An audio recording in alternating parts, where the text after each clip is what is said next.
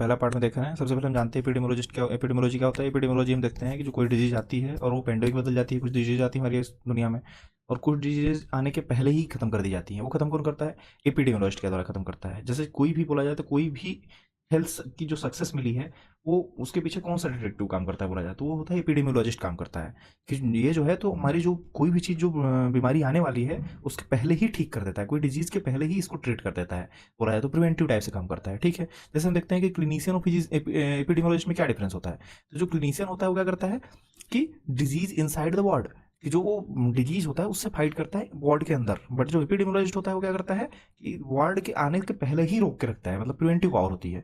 और क्लिनिशियन क्या करता है, एक लाइफ को एक टाइम पे बचा पाता है और मेडिसिन जो होती है वो एक को बचाती है। लेकिन जो एपिडेमियोलॉजिस्ट होता है वो क्या करता है, पूरी कम्युनिटी को बचाता है बोला जाए तो। उनको सिक होने से पहले ही उनको रोक लेता है। और एपिडेमियोलॉजी कई लोगों को रोकती है, जैसे मिलियंस लोगों को प्रोटेक्ट करती है, एक लोगों को प्रोटेक्ट नहीं करती है। डेफिनेशन और स्कोप में हम देखते हैं क्या होता है। इसकी जो सबसे ज़्यादा मानी जाने वाली डेफिनेशन है वो इनके द्वारा ही दी गई है, जॉन एम लास्ट के द्वारा, जो इसमें बताते हैं कि as the study of distribution and determinants of health related events in specified population and the replication of this study to control health problems. Okay, core concept इसका क्या होता है, वही मैथमेटिक्स मेडिसिन पता ही है। एपिडेमियोलॉजिस्ट क्या करते हैं कि वो डिटेक्टिव होते हैं जो कि दुनिया वार्ड में आने से पहले, ये पहले ऊपर बता दिया इसलिए आगे बढ़ रहा हूँ। क्लिनिशियन एपिडेमियोलॉजिस्ट में भी फर्क बता दिया मैंने। टूल्स क्या क्या होते हैं इसके टूल्स बहुत इंपॉर्टेंट होते हैं। देखते हैं रेट रेशियो और प्रोपोर्शन। कुछ इसमें पार्ट गायब हो गया है बट इसमें मैं बता देता हूँ रेट रेशियो प्रोपोर्शन क्या होता है।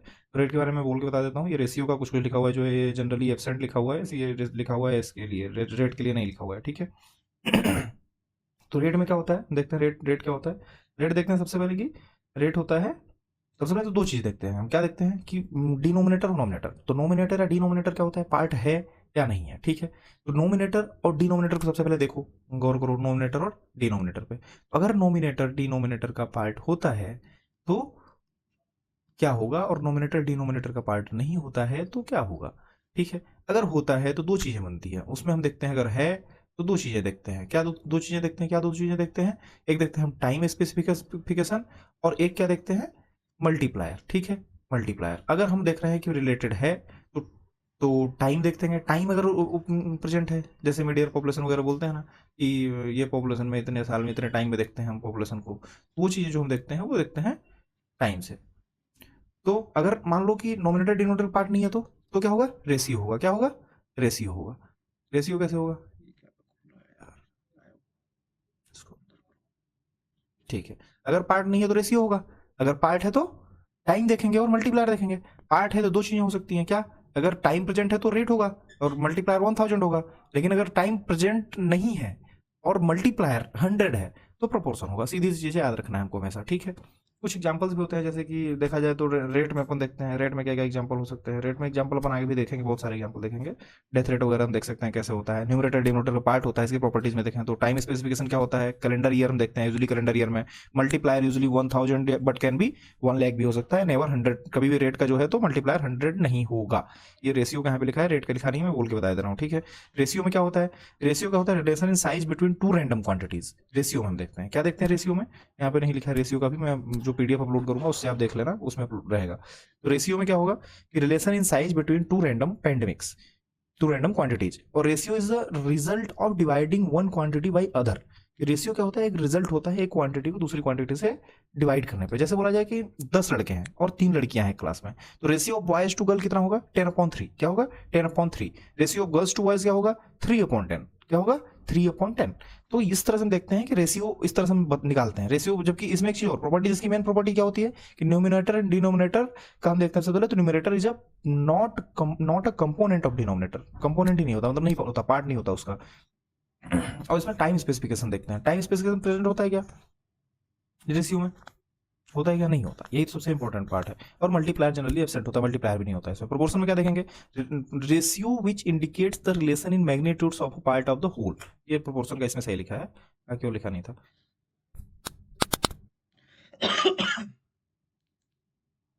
ठीक है, ratio that indicates the relation on magnitudes of a part of the whole. ये देख लीजिए, पता चल गया कि इंडिकेट करता है मैग्नीट्यूड एक किसी, जैसे बोला पूरे में से एक कुछ चीजों को। जैसे बोला जाए कि न्यूमिनेटर इज द, अब इसमें एक चीज और ध्यान दो, सबसे इंपॉर्टेंट चीज तो यही ध्यान रखनी होती है कि न्यूमिनेटर पार्ट है या नहीं है, टाइम स्पेसिफिकेशन प्रेजेंट है या नहीं है, एब्सेंट है। मल्टीप्लायर क्या होता है, always 100 expressed as a percentage, 100 में इसलिए इसको परसेंटेज में एक्सप्रेस करते हैं, ठीक है। इसमें जैसे एग्जांपल मैंने बताया है कि case fatality rate number of death upon number of cases into 100, तो नंबर ऑफ डेथ जो है उसमें से ही रिलेशन ही होगा ना, कि न्यूमरेटर पार्ट है ना डिनोमिनेटर का दिख रहा है कि जो केस आए हैं उसमें से ही मौतें होंगी, तो number of deaths upon number of case into 100। एक चीज यहाँ पे पीजी में क्वेश्चन जो आता है वो कंफ्यूज होते हैं बच्चे, इसमें क्या कंफ्यूजन होती है कि जो CFR होता है ये लिखा हुआ है रेट, बट होता नहीं है रेट, ये होता है प्रोपोर्शन, क्योंकि 100 से मल्टीप्लाई है, ध्यान दे रहे हैं आप लोग, ठीक है।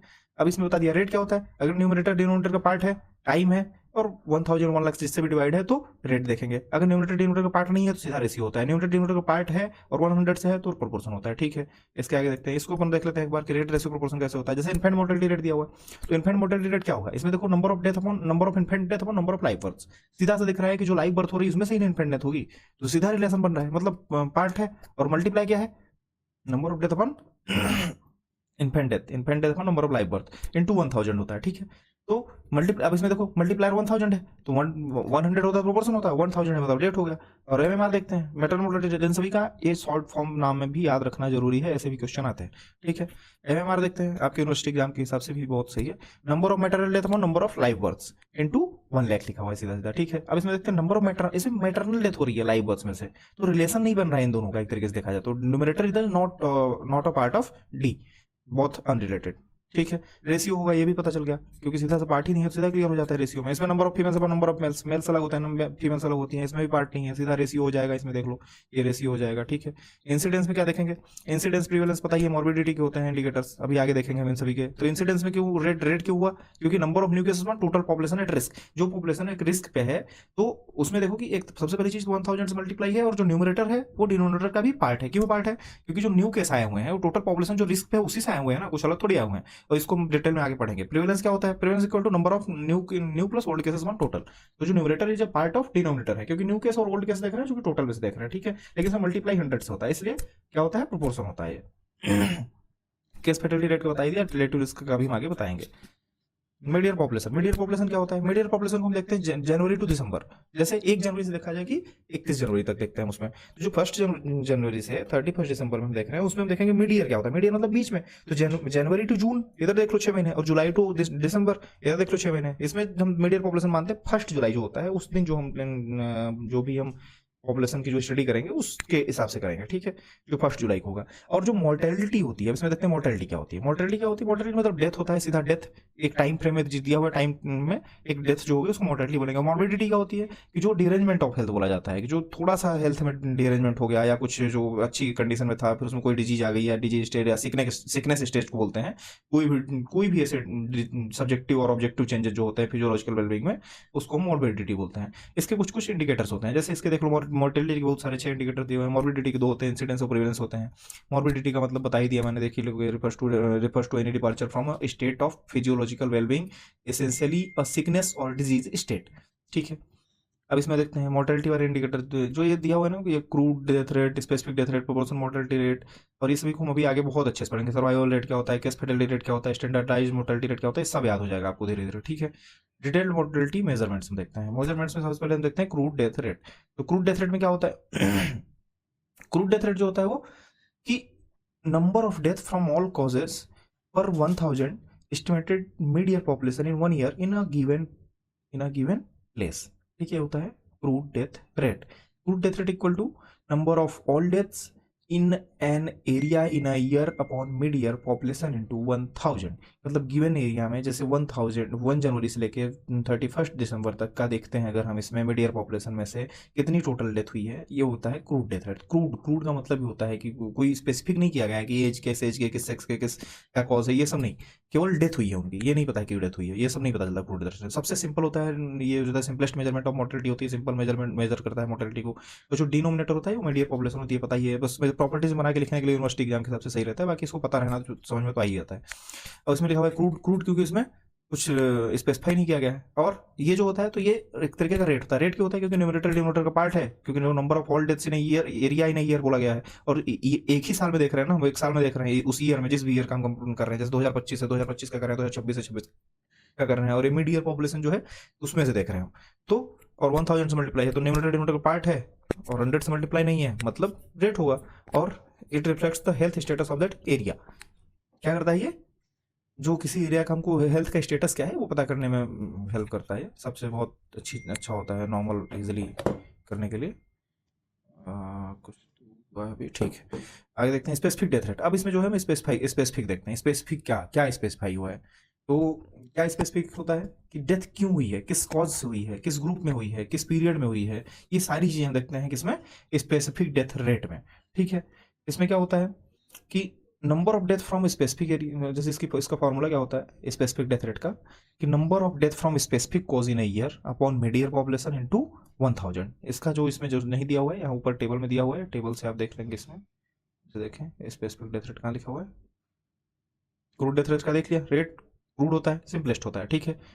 इसमें क्या होता है नंबर ऑफ डेथ, ये पीजी के हिसाब से चार्ट बनाया गया है, नंबर ऑफ डेथ्स 1 ईयर में देखते हैं, स्पेसिफिक देखते हैं, अपॉन मीडियर पॉपुलेशन इनटू 1000, ये भी रेट होगा, कंपैरिजन के लिए बेस्ट होता है। कैसे कंपैरिजन के लिए बेस्ट होता है, यहाँ पे फॉर्मूला दे दिया गया है, यहाँ नीचे मैंने अच्छा समझाया है, तो फॉर्मूला ऊपर से जाके देख लेंगे जब कोई ऐसा कोई चीज ना मिले तो। ठीक है। तो फॉर्मूला क्या होता है, number of deaths from a specific cause in year upon midyear population into 1000। ठीक है।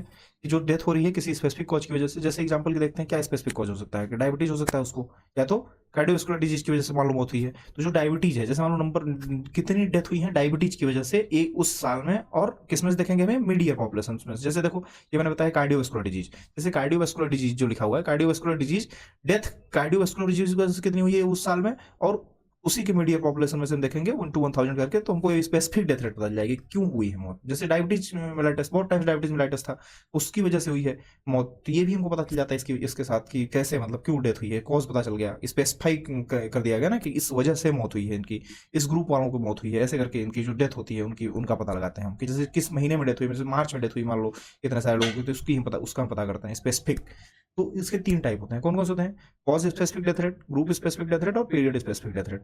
इसकी कुछ प्रॉपर्टीज होती हैं, डेनोमिनेटर तुमको पता है, रेट तुमको है पता, ही भी पता है, पीरियड स्पेसिफिक डेथ रेट भी होता है। देखो health identify particular at risk group for prevention, ये प्रिवेंशन के लिए मदद करती है। जैसे डायबिटीज है, लोगों को इतने जब स्टडी करते हैं तो देखते हैं, तो एक तरीके का बोला जो रिस्क पे है कि डेथ हो सकती है, तो उनको हम आइडेंटिफाई कर पाते हैं और उनके प्रिवेंशन में भी हेल्प करता है, ये बहुत अच्छी चीज होती है ये स्पेसिफिक डेथ रेट। ठीक है। Permits comparison between differences causes with same population. ठीक है। प्रॉपर्टीज में ही होता है, इसका नीचे लिखा हुआ होगा ये लिखा हुआ है, permits comparison between differences causes with in same population. जैसे बोला जाए कि जैसे एक इतनी पॉपुलेशन है, मान लो एक 10,000 की पॉपुलेशन है, 10,000 की पॉपुलेशन में इतने लोगों को डायबिटीज मेलाइटस है, इतने लोगों को कार्डियोवास्कुलर डिजीज है, या और कोई डिजीज है। ठीक है। तो इस डिजीज की वजह से कितने लोगों की मौत हुई और इस डिजीज की वजह से कितने लोगों की डेथ हुई, इससे हम ये पता कर पाते हैं। तो सबसे बेस्ट क्या होता है, ये कंपैरिजन के लिए काम आता है। क्यों, किस लिए काम आता है, कंपैरिजन के लिए काम आता है। किस चीज के लिए काम आता है, कंपैरिजन के लिए काम आता है। ठीक है। अब देखते हैं proportional mortality rate. Proportional mortality rate क्या होता है, बहुत अच्छा है ये भी, नहीं पर इसके पहले हम 3 चीजें और देख लेते हैं ना, क्या ये जो 3 टॉपिक दिए होते हैं, cause specific death rate. Cause specific death rate में क्या होता है, specific death rate due to diabetes मान लो हो गया, ठीक है, कॉज हो गया, तो इसमें number of death due to diabetes during a year upon midyear population देखेंगे। ठीक है। ये भी पता है आप लोगों को कि मीडियर पॉपुलेशन में से इतने लोगों की डेथ हुई, किस वजह से, डायबिटीज की वजह से। इसके मान लो फॉर्मूला ऐसे बनाते बनाते बन जाएगा यहाँ पर। ठीक है। ये लिखे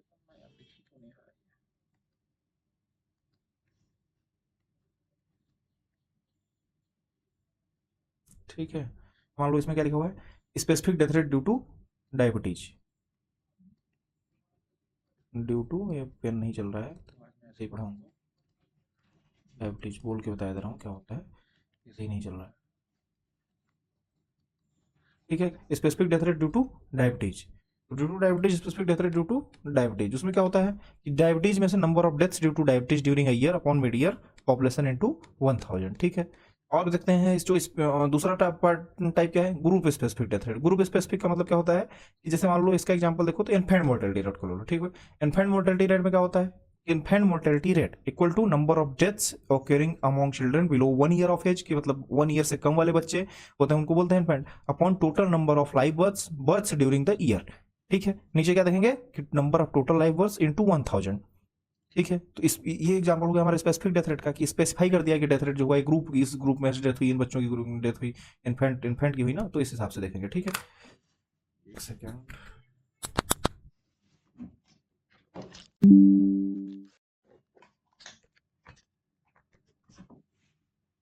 ठीक, तो क्या देख रहे थे हम, क्या देख रहे थे हम, हाँ ये देख रहे थे कि कॉज स्पेसिफिक डेथ रेट में बता दिया, कॉज की वजह से, ग्रुप बता दिया इन्फेंट की वजह से, इन्फेंट मतलब जो हुई इन्फेंट की वजह से नहीं, जो इन्फेंट की मॉर्टेलिटी हुई वो देखा। पीरियड स्पेसिफिक डेथ रेट का मतलब क्या होगा कि जैसे मान लो period specific death rate for March, March के लिए देखते हैं हम, number of death in March upon mid year population into 1000 कि जैसे एक मार्च देखा जाए, यहाँ पे तुम चाहो तो ऐड भी कर लेना, मैं बाद में ऐड कर दूंगा जो पीडीएफ रहेगा उसमें, इसमें भी नहीं है फिलहाल, और उसमें ऐड रहेगा, ठीक है। तो मार्च में देखा जाए तो ये वाला जो है, मार्च में कितनी डेथ हुई टोटल, मार्च में डेथ कितनी हो गई बच्चों की, कितने बच्चों की डेथ हो गई, ठीक है। ये जो रेट है ये वाले रेट का क्या देखेंगे हम कि मार्च में कितने बच्चों की डेथ हो गई, ठीक है। तो मार्च में कितने बच्चों की डेथ हो गई उसको कैसे पता चलता है, number of death in March upon mid year population into 1000, ये हो गया पीरियड स्पेसिफिक डेथ रेट, ठीक है। इसके प्रॉपर्टीज बताई दिए, इसके नीचे देखते हैं। ये जो ऊपर ने 3 टाइप देखे, तीनों के फॉर्मूले एग्जांपल के साथ पीडीएफ जो अपलोड किया जाएगा उस पर मिल जाएगा, ठीक है। अब देखते हैं proportional mortality rate. Proportional mortality rate क्या होता है कि number of death due to particular cause per 100 total deaths, ठीक है। जैसे नंबर ऑफ डेथ फ्रॉम, इसका जो फॉर्मूला होता है इसी तरह से होता है, number of deaths from the specific disease in a year upon total deaths from all causes in that year into 100। इसी तरह अगर मान लो एक और एग्जांपल लिया जाए कि number of death under 5 years of age in the given year, ये क्या होता है जो अंडर 5 प्रोपोर्शनल मोर्टेलिटी रेट बता रहा है इसमें, total upon total number of death during the same period, same period में टोटल बच्चों की कितने मतलब कितने 5 साल के अंदर बच्चों की मौत हुई है इनटू 100। तो इसमें क्या होता है कि जो डिनोमिनेटर हो गया है total death from all causes, और ऊपर क्या लिखा हुआ है कि स्पेसिफिक डिजीज इन ईयर, उस साल में स्पेसिफिक डिजीज की वजह से कितने बच्चों की मौत हुई। जैसे मान लो नीचे से एग्जांपल देखा लिखा हुआ है, जैसे टीबी हो गया, ठीक है। टीबी की जो टोटल, अब नीचे जो डिनोमिनेटर होगा वो क्या होगा, टोटल डेथ, लेकिन जो नोमिनेटर होगा उसमें क्या देख रहे हैं, स्पेसिफिक डेथ की टीबी की वजह से कितनी डेथ हुई है इनटू 100। ये हो जाएगा प्रोपोर्शन, पता ही 100 है तो प्रोपोर्शन हो गई, ठीक है ना। प्रॉपर्टीज इसकी भी कुछ प्रॉपर्टीज होती हैं, denominator is a total deaths, denominator total death होता है, बता ही दिया। It is a proportion, property से बना के लिखना हो यूनिवर्सिटी एग्जाम में तो ये भी लिख लिया, इट इज अ प्रोपोर्शन। फिर लिख लिया प्रॉपर्टीज में simplest measure of estimating the burden of disease in the community, कि जो इसमें हम क्या पता करते हैं, बर्डन ऑफ डिजीज जो है वो कम्युनिटी पे कितना है, वो चीज हमको पता चलती है इस वाले से, ठीक है ना, प्रोपोर्शन मोर्टेलिटी रेट से। और सर्वाइवल रेट क्या होता है, सर्वाइवल रेट, और एक और नीचे जो लिखा हुआ है सर्वाइवल रेट के साथ हमारे में ध्यान दोगे आप लोग, सर्वाइवल रेट के साथ केस फैटलिटी रेट। तो जो सर्वाइवल रेट होता है और केस फैटलिटी रेट, ये एक तरीके से रिलेटेड होते हैं। कैसे रिलेटेड होते हैं ये बताते हैं हम आपको, ठीक है ना। Proportion of survivors followed over time, देखो एक सर्वाइवल रेट होता है, केस फैटलिटी रेट होता है। तो जो सर्वाइवल रेट होता है वो हम देखते हैं कि जैसे कितने लोग, जैसे कोई डिजीज है किसी को, ठीक है, कि एक ग्रुप ऑफ, जो बोला जाए कि इतनी ग्रुप है, इतने पेशेंट्स हैं, इन पे जब हम डिजीज करते हैं कि मतलब स्टडी करते हैं कि एक पीरियड ऑफ टाइम लेते हैं जिसमें से हम स्टडी करेंगे कि जिन लोगों को डिजीज है तो इतने लोग जो है तो इनको इनकी क्या की गई, इनको दी गई ट्रीटमेंट। जैसे मान लो एग्जाम्पल के लिए बोला जाए कि जैसे मान लो किसी कुछ लोगों को ब्रेन कैंसर है, ठीक है, तो बहुत सारे लोगों को ब्रेन कैंसर होगा, ठीक है। इसका एग्जाम्पल नीचे मैंने तो बताया होगा जहाँ तक है, पिक्चर भी ऐड की हुई है, ठीक है। ये देखो जैसे मान लो यहाँ पे ये है, इनको क्या है, ब्रेन कैंसर है, इतने लोगों को, इनको इस पॉपुलेशन में ब्रेन कैंसर है, मान लो 100 लोगों को, कितने लोगों को, 100 लोगों को, यहाँ पे यार ये चलता नहीं है, 100 लोगों को क्या है, ब्रेन कैंसर। इसमें से हमने बोला कि इनको ट्रीटमेंट दिया गया, क्या दिया गया, ट्रीटमेंट दिया गया, ठीक है। ट्रीटमेंट देने के बाद क्या दिया गया, आप हमने देखा 5 साल बाद, कितने साल बाद, 5 साल बाद हमने देखा कि कितने लोग सर्वाइव कर गए, कितने लोग सर्वाइव कर गए, मान लो 20 लोग सर्वाइव कर गए, कितने लोग, 20 लोग। इधर 5 साल बाद हमने देखा कितने लोग, कितने लोगों की डेथ हो गई। तो इसमें क्या देखा कि हमने डेथ हो गई कितने लोगों की, 80 लोगों की, ठीक है, कि ब्रेन कैंसर से इतने लोग मर गए, ठीक है। अब हम क्या देख रहे हैं कि जो सर्वाइवल रेट है उसमें हमको ये पता चलता है कि इस पीरियड ऑफ टाइम में, ये इधर नीचे भी बताया है कि अब इसमें हमको बताता क्या है, ये पता क्या चलता है इसमें से हमको कि जो इसकी प्रोग्नोसिस है, वो जो 20 लोग ठीक हो गए थे उनकी प्रोग्नोसिस बहुत अच्छी थी, ट्रीटमेंट बहुत अच्छा अच्छा रहा होगा। तो ये हम इनका कैसे अच्छा मानेंगे कि जब ये अच्छा है या बुरा है, ये कैसे हम डिसाइड करेंगे कि जैसे मान लो 100 लोगों में से 80 लोग तो निपट गए, तो जो लोग निपट गए, अगर निपट गए 20 लोग ही बचे, इसका मतलब होता है कि इस जो ब्रेन कैंसर है इसमें हमारी काफी अच्छी रिसर्च नहीं हुई है, हमारा इतना अच्छा बोला जाए तो मेडिकल सिस्टम नहीं इस चीज को लेके, हर चीजों में नहीं। जैसे अगर एग्जाम्पल देखा जाए प्रोस्टेट कैंसर, तो प्रोस्टेट कैंसर है, मान लो ये प्रोस्टेट कैंसर दिया हुआ है, तो प्रोस्टेट कैंसर अगर 100 लोग हैं 5 साल बाद हम देखते हैं, कोई फिक्स डाटा नहीं है, बस एक लिया गया है, अपने से लिया गया, मैंने बताया, मतलब बता रहा हूँ फिर भी ऐसा ही होता है कि इसमें 80 लोग बचे गए लेकिन इधर 20 लोग मारे गए, ठीक है। तो इसका क्या हुआ, इसकी जो प्रोग्नोसिस है वो अच्छी होगी, ट्रीटमेंट भी अच्छा होगा, हेल्थ फैसिलिटी अच्छी होंगी, ये सारी चीजें इसमें अच्छी होंगी जो प्रोस्टेट कैंसर है इसमें, तभी ना जाके 80 लोग बच गए। लेकिन इसमें जो ब्रेन कैंसर है इसमें अभी नहीं बच रहे इतने लोग, मतलब इसमें और भी ज्यादा रिसर्च की जरूरत है मेडिकल फील्ड में, ठीक है। इसमें से हम क्या क्या देखते हैं सर्वाइवल रेट में से कि proportion of survivors in a group of cases, patients studies and followed over a period of time, ठीक है, ये हमको पता चलता है इसमें से। ये लिखा भी हमने, फॉलो डेवलपमेंट ओवर एग्जांपल मान लो 5 ईयर्स ऑफ सर्वाइवल, 5 साल में देखते हैं कितने लोग बचे, एग्जांपल बता दिया मैंने। ये क्या होता है, इसका मेन प्रॉपर्टीज क्या होती है, प्रॉपर्टीज में लिखना होगा जब एग्जाम में लिखना होगा तो तुम क्या क्या लिखोगे, denominator is a case, patient हो सकते हैं, केस हो सकते हैं डिनोमिनेटर में। फिर ऊपर क्या लिखेंगे, इट इज अ प्रोपोर्शन होता है, ये भी पता है, हंड्रेड्स में मल्टीप्लाई कर रहे हैं इसलिए। और इसमें प्रॉपर्टीज और क्या पता चलती है, tells prognosis of a disease, क्या होता है, प्रोग्नोसिस ऑफ डिजीज बताता है, प्रोग्नोसिस कैसी रही है, जैसे इसमें मैंने बताया कि ब्रेन कैंसर और प्रोस्टेट कैंसर में, ठीक है। और use as a yardstick for assessment of standard of therapy. कैसे स्टैंडर्ड ऑफ थेरेपी का मतलब क्या बोला गया इसमें, कि जैसे हम बोला जाए कि यही जो जितने कितने लोग बचे, कितने लोगों की डेथ हो गई, ये सारी चीज़ों के बारे में जो बता रहा है वो होता है स्टैंडर्ड ऑफ थेरेपी। तो ये बहुत इंपॉर्टेंट पॉइंट है, इसको बस ध्यान रखना है हमको, ठीक है। स्पेशल अटेंशन इन ना कैंसर स्टडीज, इसमें जो होता है तो जो इसका वो बोला जाता है स्पेशली कैंसर स्टडीज में ज़्यादा ध्यान दिया जाता है स्टैंडर्ड। ये बहुत मेन पॉइंट यही वाला जो यूटिलिटी लिखा हुआ है, yardstick for standard of therapy and prognosis के लिए देखा जाता है, बहुत इंपॉर्टेंट है, ठीक है। ये नीचे भी मैंने शायद डाल दिया है, उसमें देखो लिखा हुआ है special attention in cancer studies लिखा हुआ है, ब्रेन कैंसर ये बता दिया मैंने, ये भी बता दिया। इसमें प्रोस्टेट कैंसर का भी एग्जांपल साथ में तुम चाहो तो ऐड कर सकते हो, जो प्रोस्टेट कैंसर होता है उसमें ऐसे करके एग्जांपल जो एग्जाम में लिखना हो यूनिवर्सिटी एग्जाम में तो उसके लिए अच्छा रहेगा।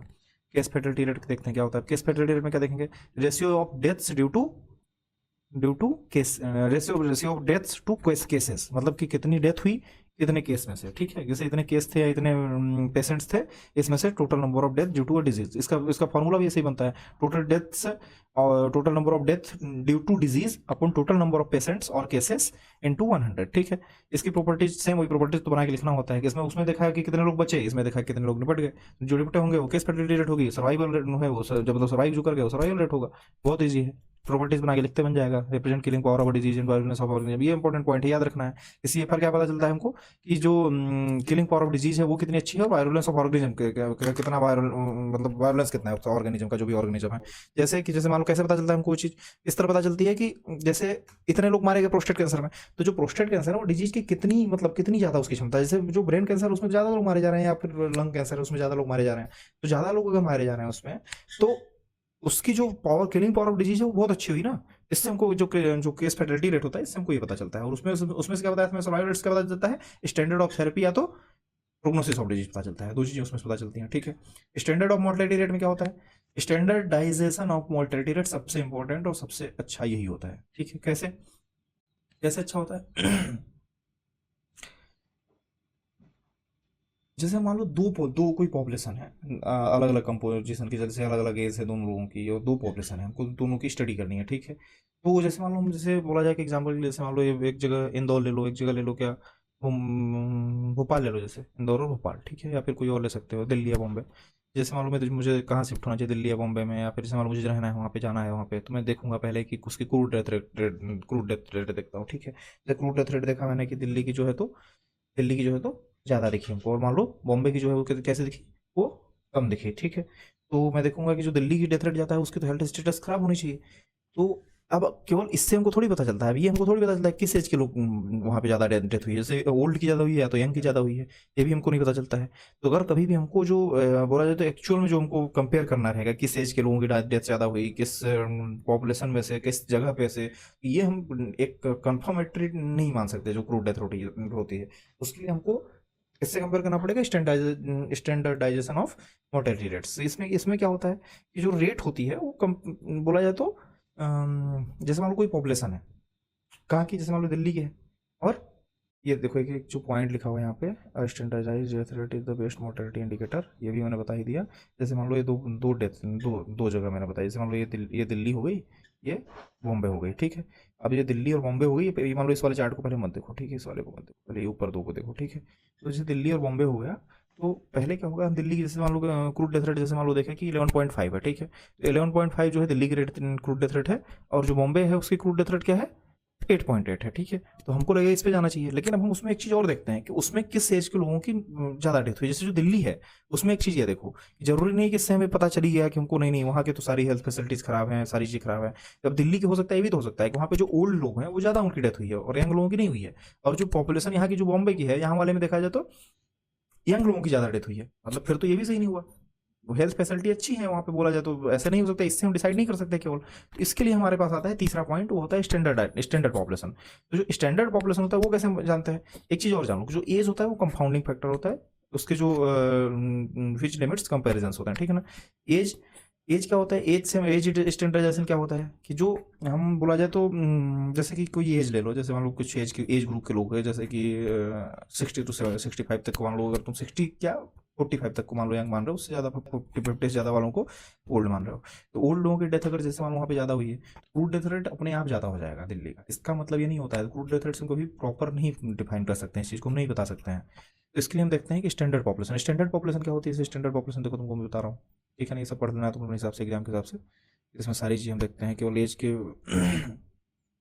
एज के हिसाब से नहीं, बल्कि जो स्टैंडर्ड होता है वो क्या होता है कि सबके हिसाब से देखते हैं, जैसे सेक्स के हिसाब से, रेस के हिसाब से, पैरिटी के हिसाब से, क्या सेक्स है किस लोगों की, कितने लोगों की मौत हुई है, मेल फीमेल किसकी मौत हुई है, यंग ओल्ड ओल्ड, कितने बच्चे वाले माँ किसे, जो सारी चीज़ें हम देखते हैं इसमें, बहुत सारी चीज़ें देखते हैं, ठीक है ना। फिर इसमें देखते हैं कि जो स्टैंडर्ड पॉपुलेशन, तो स्टैंडर्ड पॉपुलेशन क्या होता है। स्टैंडर्ड पॉपुलेशन जो होता है वो देखो दो चीज़ें लिखी हुई है, सेगी वर्ड पॉपुलेशन और फ्रिक्वेंटली यूज स्टैंडर्ड पॉपुलेशन है, सेगी वर्ड पॉपुलेशन और यूरोपियन स्टैंडर्ड पॉपुलेशन, ये दो चीज़ें भी लिखी हुई होती हैं, इसको भी ध्यान रखना है। जैसे मान लो कि कुछ एज ग्रुप है, जैसे कि ये देखो ये वाला चार्ट देखो,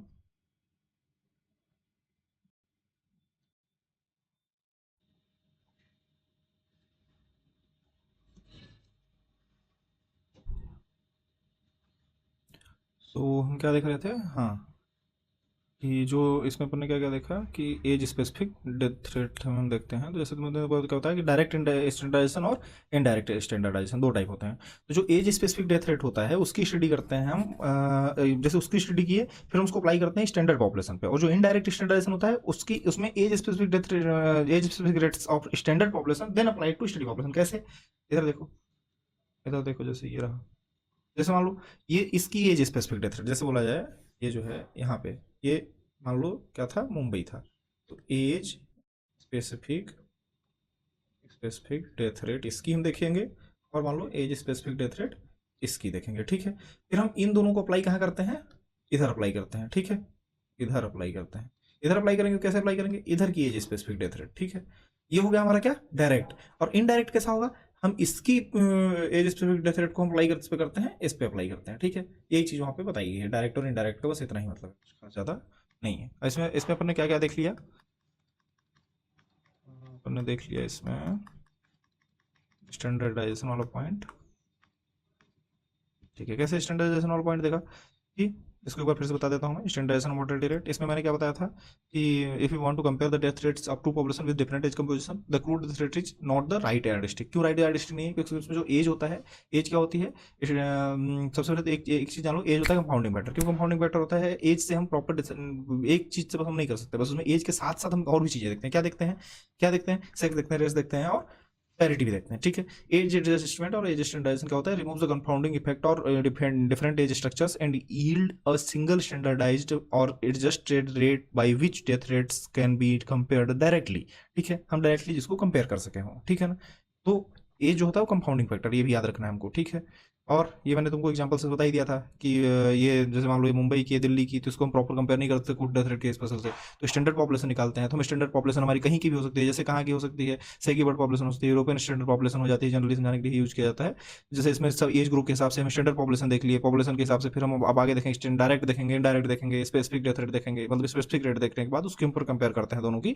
तो हम हर तरह से जब हम कंपेयर कर लेते हैं तब उसके बाद हम इसको बोलते हैं कि ये बेस्ट होता है, यही जो हमारा ये स्टैंडर्डाइजेशन ऑफ मोर्टेलिटी रेट्स में death rate is the best mortality indicator. हम अगर कोई पूछेगा तो यही इंपॉर्टेंट होता है, सबसे ज्यादा ये होता है। और क्या होता है कि इसमें देखो लिखा हुआ है एज के लिए, because rates are only comparable if the population upon which they are based on are comparable, ठीक है, ये भी बताया एक के लिए।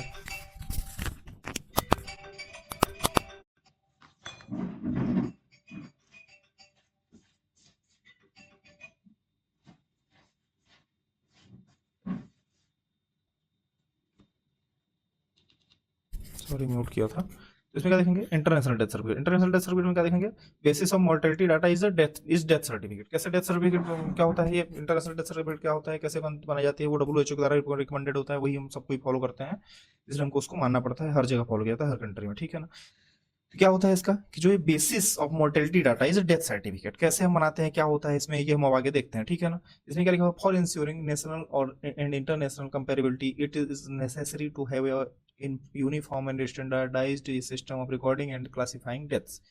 For this purpose WHO has recommended international death certificate, इसलिए इसने WHO ने रिकमेंडेड किया है इंटरनेशनल डेथ सर्टिफिकेट। तो इसमें क्या होता है इंटरनेशनल डेथ सर्टिफिकेट में, यही चीजें याद रखनी है हमको। मैन क्या होता है इसमें, 4 लाइन्स होती हैं। कितनी लाइन्स होती हैं, 4 लाइन्स होती हैं। लाइन 4 लाइन्स में से क्या होता है, लाइन ए फर्स्ट है, line first B, line first C और डी, और लाइन सेकंड देखते हैं, ठीक है ना। तो इसमें लाइन सेकंड में क्या होता है, और लाइन ये फर्स्ट में जो 4 दिए हुए हैं इसमें से हमको क्या देखना होता है। लाइन फर्स्ट में क्या हम देखते हैं, जो फर्स्ट होती है इसका देखो किस तरह से होता है, इसको मैं और भी आगे बता रहा हूँ।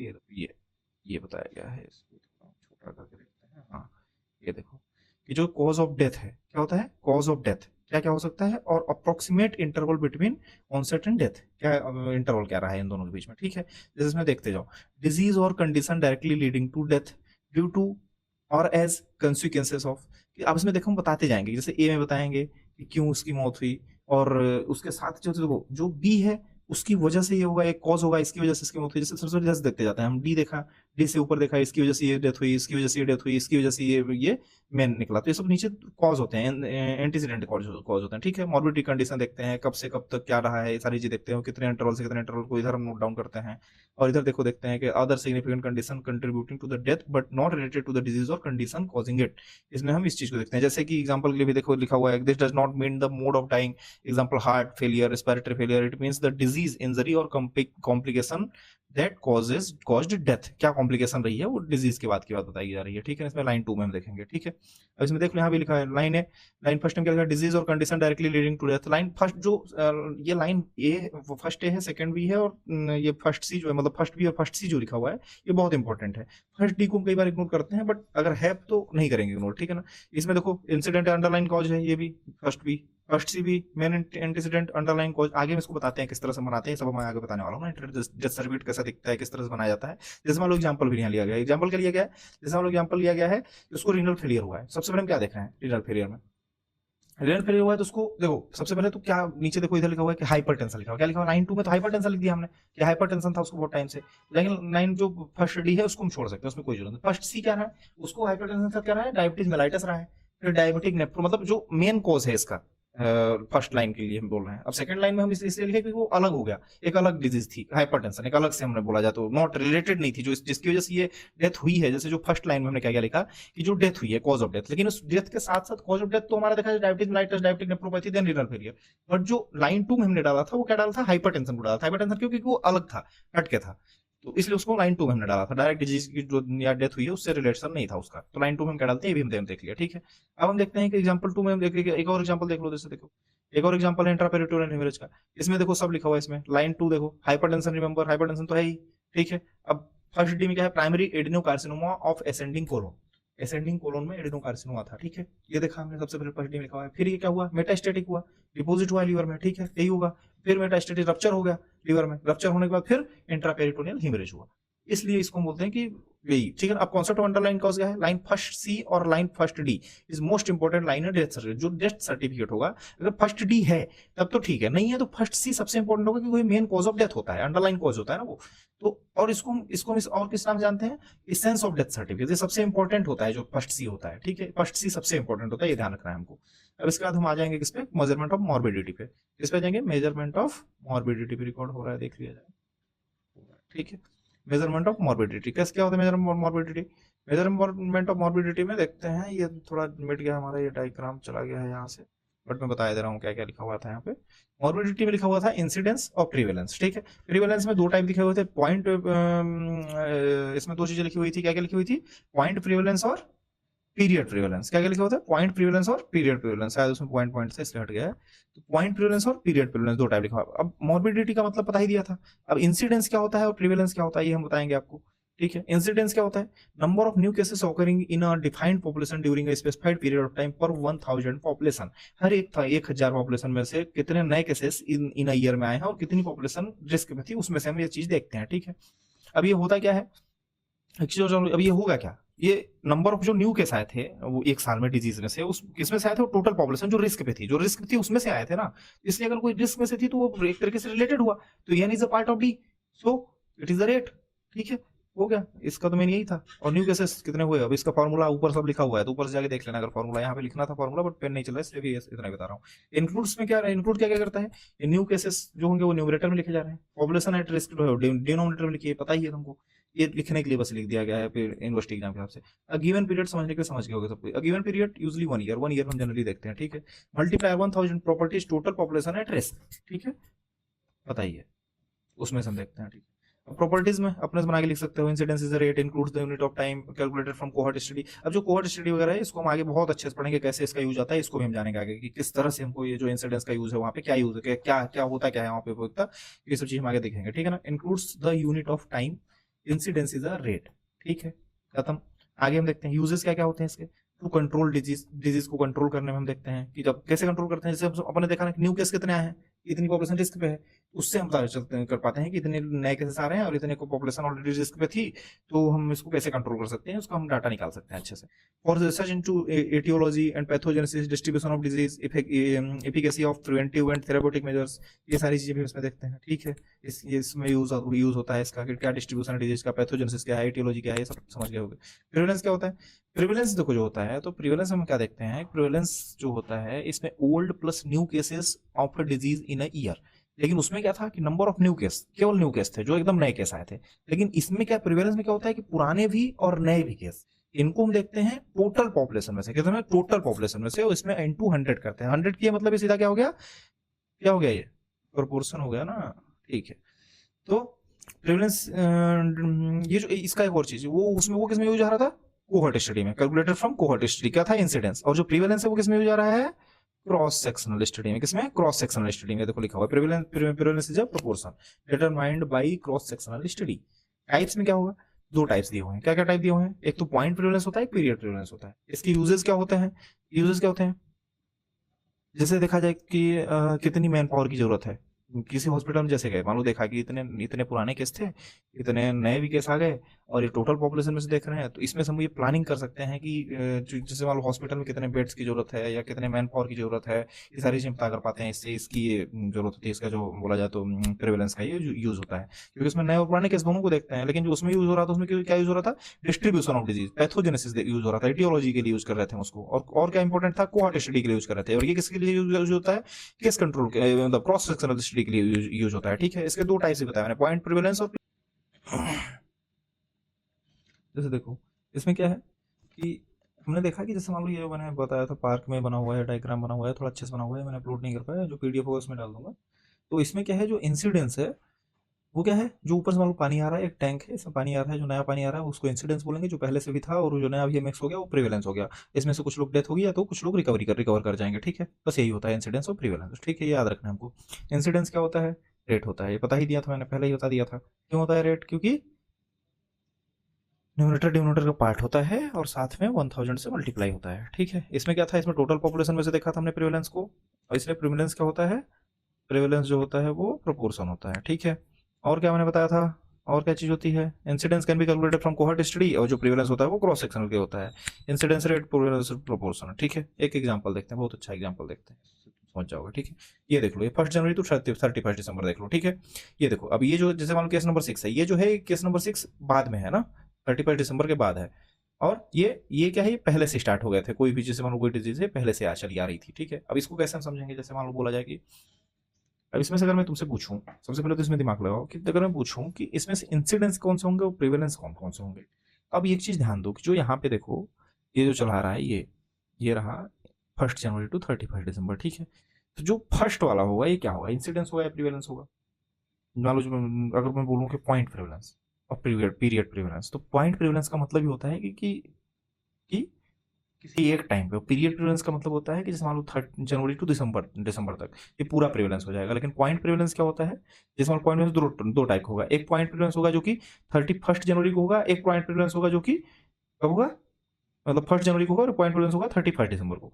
तो पॉइंट प्रिवेलेंस इसलिए बोलेंगे कि एक इस टाइम पे, जैसे मान लो जो मान लो 1 जनवरी को, अगर मैं बोलूँगा 1 जनवरी पॉइंट प्रिवेलेंस के सारे केसेस के नाम बताओ।